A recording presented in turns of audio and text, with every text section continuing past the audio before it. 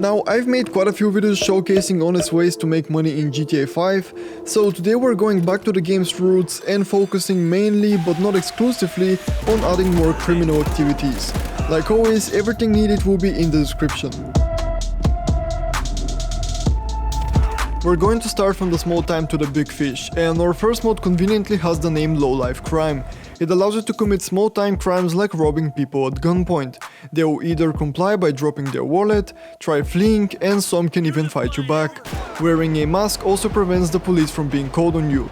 People at ATMs and supercar drivers usually carry more money than usual, and you'll be informed about the first ones on the minimap. It's now also possible to do motorcycle robberies by clicking the mouse at the right time, though be prepared for a police chase.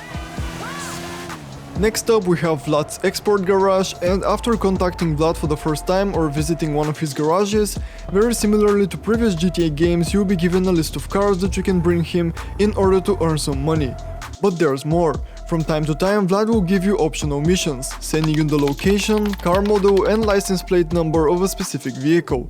Once at the location you need to look for it. In my case, it seemed like a pretty easy job, but after getting into the vehicle, the whole thing turned out to be a setup by the police, and I got a wanted level that I then had to lose. Other times the vehicle might be guarded, and in order not to spoil any of the fun for you, these are all of the examples that I'll share with you. For more immersion, you can also pair this with a lockpicking mod that will require you to unlock vehicles in a Mafia 2 style way.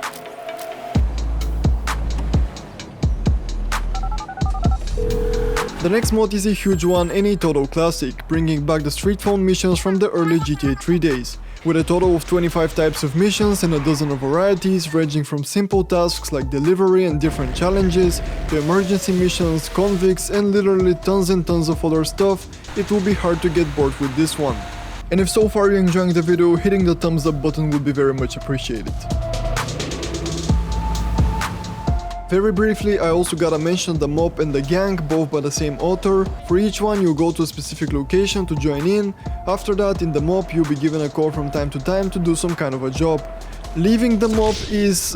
well, you shouldn't, cause they send killer suits after you, because apparently you can't just resign from the mafia. Well, the gang is a bit more straightforward. After joining in, you can call your guy Quick J, who then sends you on a quick mission with your homies. Like getting into a brawl is pretty fun, biking around not so much, and there's a couple more activities that you can do. Oh, and while working on the video, a new update actually came out that now allows you to do drive-bys, which I don't have to tell you is also hella fun. Also very quickly, I'd like to mention the Wheelman Missions, which changes how you rob stores. Instead of going in alone, you'll now have two other associates. One will be the robber who'll go into the store, second one is the shooter, and you are the getaway driver who has to escape the cops. After that, the money is split between the three of you before you part ways. So it's just a more fun way to approach store stick-ups. The all-in-one menu is a pretty big mod which brings the GTA Online menu in single player, with plenty of options to choose from, like putting a mask on, customizing and using gestures, and others. Anyway, the real highlight here are all the jobs and heists that come with this mod, and even though we'll be adding some of our own in a minute, here you have all the main ones from online that you're probably already familiar with. From the more straightforward ones to the more complex jobs, and there's even the Diamond Casino heist with all of its options, which is awesome. Now let's talk about convoys and stockade stick-ups, both of which kinda have the same idea. The latter is just a simple blow up the back door of an armored truck and escape with the money. Convoys on the other hand is a lot more diversified. Depending on the payoff and the job type, the convoy and your objective will vary, from armored VIP hits to cargo stealing and prisoner escorts. Some convoys have panic buttons to call the police, there's backup forces that can be called, area of suspicion, a crazy AI behavior, more than 28 different types of missions with varying degree of hardness, unique UI, and a set of challenges that you might wish to complete with each hit. Now, as I mentioned, we have a few heists from the same author. The most famous one here is Fleeka, allowing you to rob any of the Fleeka banks around the map. There's also ATM robberies, the Pacific Standard, the Evangelico heist, and the Paleto Bay Bank. I would not recommend the Sharmuta heist cause it's way too easy, but all of the rest of the heists will throw a good challenge for you. You need to take out cameras, hack votes, pick up loot, and there's even some additional options that you can choose from. And since I know that for some of you installing and using these mods is gonna give you a hard time, I have a Discord where you can come and ask for help, so if you wanna join in, link is in the description. The last mod on our list is also the biggest one. LS Life is a dope dealing mod adding a whole new system into the game, and here's how it works. First off, you call your man Z. He arranges a deal at a location where you buy some merchandise. After that, you need to purchase a stash house where you can keep your stock as well as your cash. From here, you can choose how much you want to carry with you. After choosing a spot and giving Z another call, customers will start coming to you. You can do business straight from the car or do deliveries at specific locations.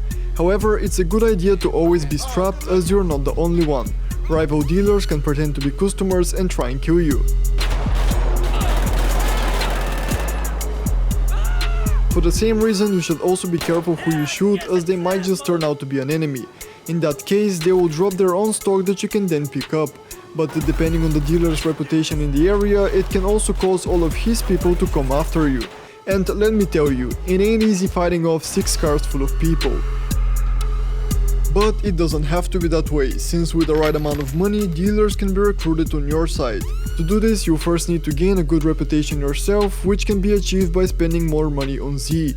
Also, the more business you conduct in a certain area, the more respected you'll be there, which in turn might lead to customers offering to work for you. Also, it's a bad idea getting caught by the cops, as not only your weapons but also all the merchandise and money that you're carrying will be confiscated.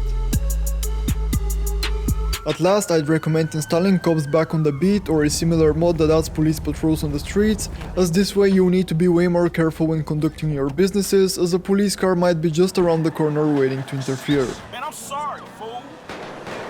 Some other mods that I've showcased, like Better Chases Plus, can also help to keep a nice balance of things.